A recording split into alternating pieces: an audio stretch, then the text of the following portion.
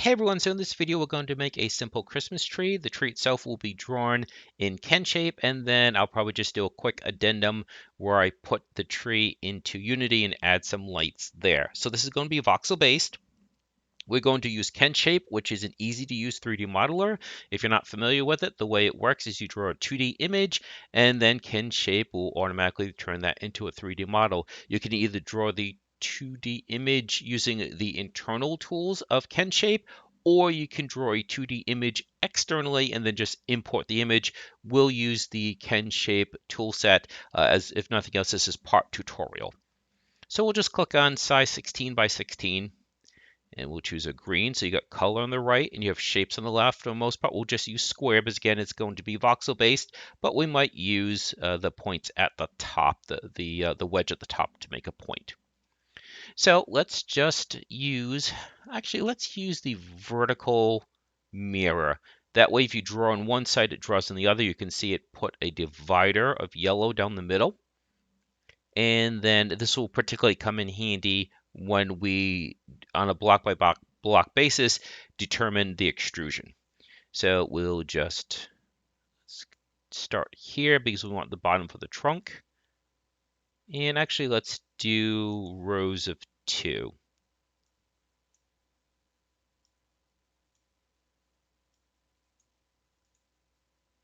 Actually, yeah, that's what I wanted. And hopefully I don't make 2 mistakes. I did try this a couple times already, which is pretty typical for me. I usually don't get a tutorial right the first time. Okay, so there's the basic shape. Although I do think this will go fairly quickly because of the vertical mirror. Okay, so this is the workflow at the bottom. You start by drawing, then you have to declare the depth. So again, since this is voxel, it's arbitrary as far as what you think looks right or looks wrong. Like for instance, I only did 1 row at the top rather than 2. So you could say, well, maybe these both should be 2. We can always go back and change it if we don't like the way that it works. By doing this, it makes the top a little bit more rounded rather than pointed. Okay, so, and also, obviously I didn't draw a trunk yet. We can do that separately as well. I really want to get the hard part out of the way first. So again, this is going to be kind of arbitrary. What I've chosen is we'll have 1 vertical of the number 1, 1 vertical of the number 2, and then we'll do 2 of 3, 2 of 4, 2 of 5. Okay, so there's our vertical of 1, there's our vertical of 2, and then we'll do 2 of 3, 2 of 4, and 2 of 5. And that really does help having the mirror. Sorry if I keep saying that. I very rarely use tools like that in a 3D modeler, but it definitely is coming in handy. And now it's just rinse and repeat for the next row. So we're going to do 1 of the 2, 2 of the 3, but we stop at 2 of the 4. At least for now, we can always go back and modify if we don't think it looks right, because it's narrower, so we can't go up to 5. And again, rinse and repeat, 1 of the 1, 1 of the 2, 2 of the 3, and 2 of the 4.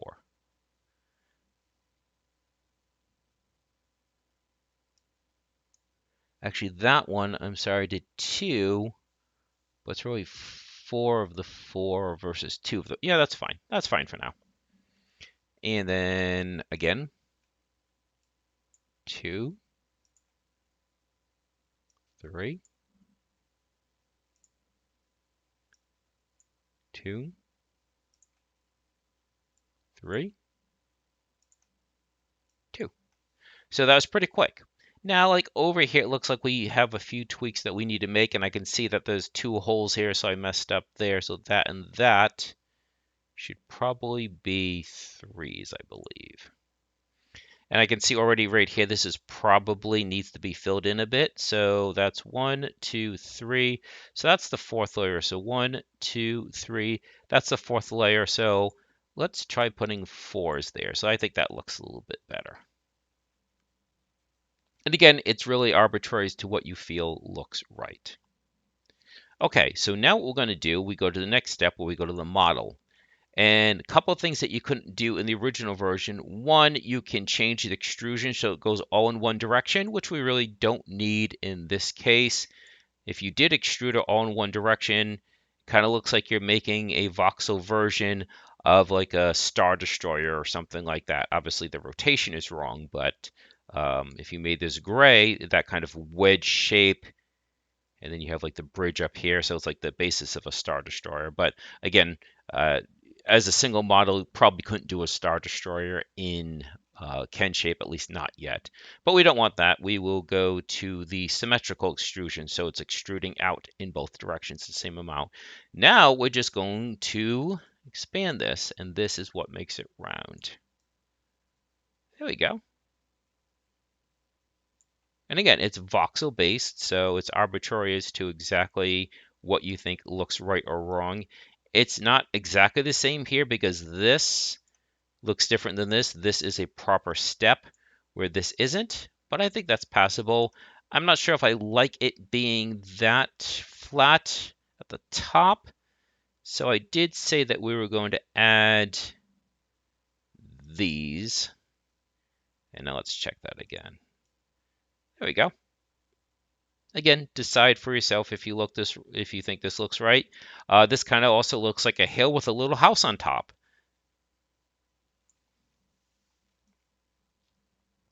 Okay, and now we need to add this. Whoops, sorry, wrong shape. So we'll add the trunk.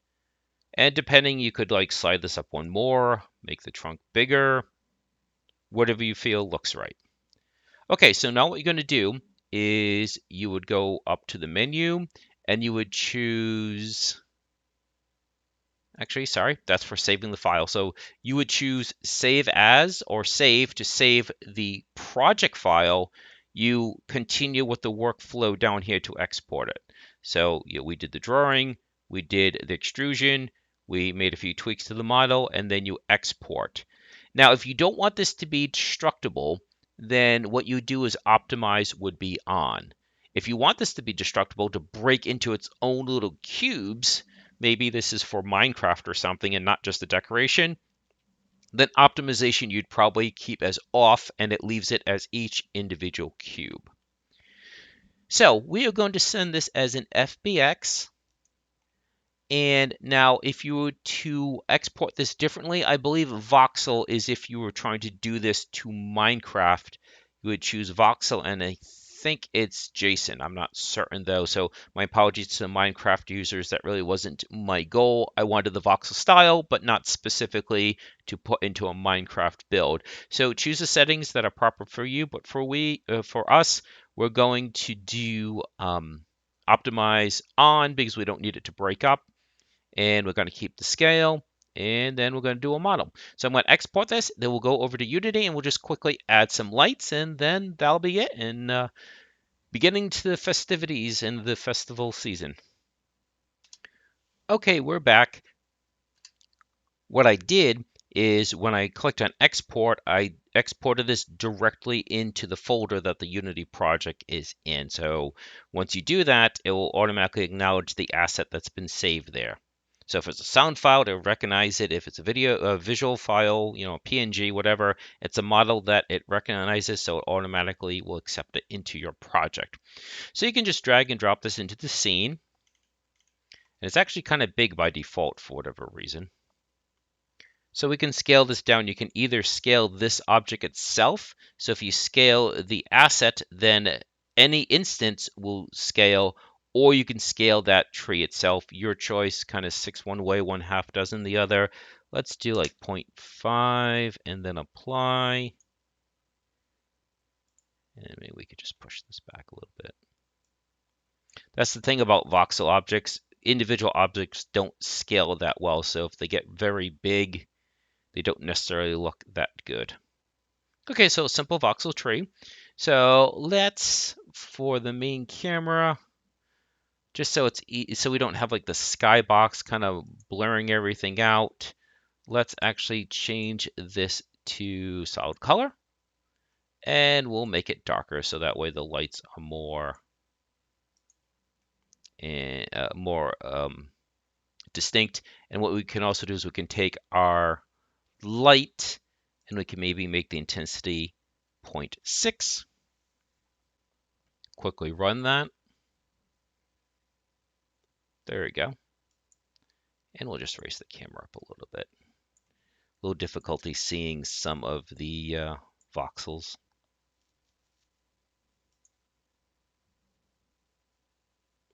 Okay. And now we'll just add some lights to it. So that's really just a matter of, I haven't installed post-processing yet. So I'll tell you what, I'm going to pause the video. I'm going to install it. I don't want to waste your time. I'll install post-processing and then we'll finish this up. Okay, so I installed the post-processing package. I installed the post-processing components onto the camera. Won't go through all the detail. We've done that before. Now let's go ahead and create our lights. So we'll just go to Game Object, 3D Object. We'll go to Sphere. We'll call this Light. And what we'll do is we're going to just give this an emission, if I could spell light. And so what we'll do is we'll create a new material. We will call this glow.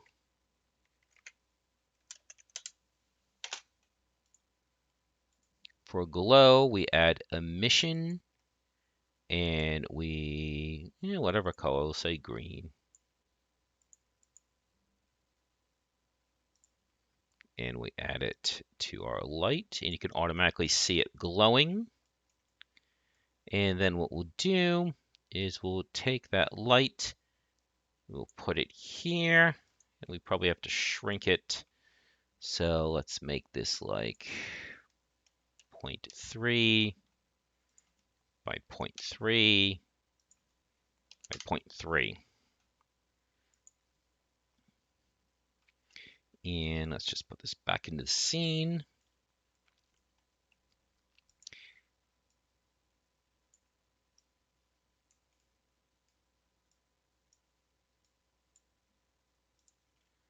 And you can decide where the placement looks best.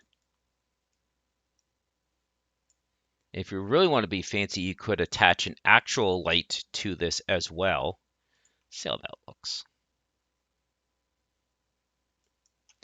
But since that's green, what you can do is you can also create different colors. So I use the green. You could also do like a blue, yellow, that kind of thing, rather than just green on green. So let's just quickly duplicate that.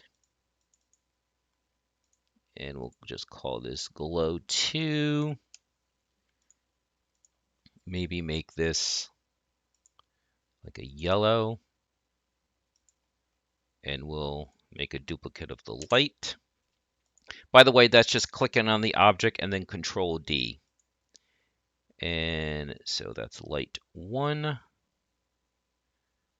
All right, so both actually have the new glow material. So we'll just put glow 2 on that one. Okay, so we got that one there. So light 1 has the yellow, light 2.